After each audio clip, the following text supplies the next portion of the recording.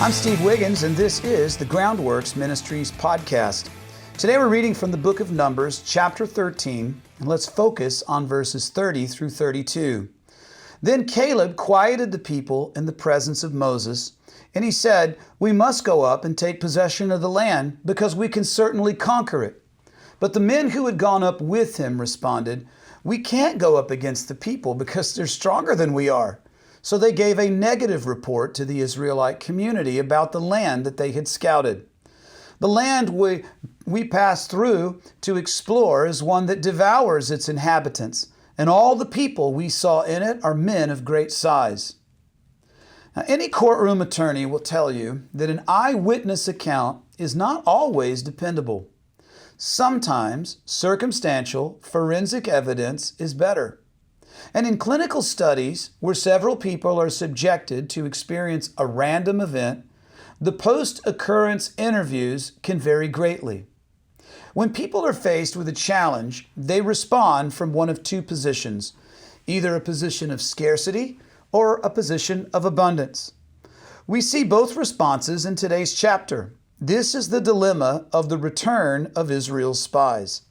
Now, Joshua and Caleb, they approached the promised land from a position of abundance. They matched their human experience with God's promise. And when they weighed the abundance of God's power and His presence against the scarcity of those giants who were trusting in fake gods, well, then Joshua and Caleb saw the obvious outcome of the impending war, that it would be in favor of Israel. Now, in short, Joshua and Caleb were men of faith. Of course, the other 10 spies saw Israel's situation from a standpoint of scarcity. They were faithless, and they chose to trust the only resources that they could see. And there was no room in their plan for God's miraculous intervention. Now, if being a part of the stadium outreach events of Greg Laurie, if that has taught me anything, it was that where God guides, God provides. And for that matter, the Harvest Crusade event's enduring impact on the church at large in Southern California will most certainly extend beyond scores of converts, which, are almost innumerable. The hidden impact of those Harvest Crusade events is that the Harvest organization acted as a Caleb or a Joshua, which encouraged local congregations with this message: we can take this land. The giants are not bigger than the Lord. They're not bigger than the gospel. And that encouragement is infectious. There's another overriding moral of this story.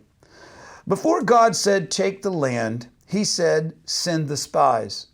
Now, perhaps the perspective that God was providing Moses was not, "Is the land worth fighting for?" Rather, "Is Israel faithful enough to fight for the land which I have promised?" Now, when we study the Bible and we faithfully seek the Lord, we are sowing the seeds of readiness. And in this way, we will be prepared to respond faithfully whenever God says go, trusting that He will provide what is lacking presently to accomplish what He commands us to work toward today. I'm Steve Wiggins, and this is the Groundworks Ministries podcast. Check us out at groundworksministries.com.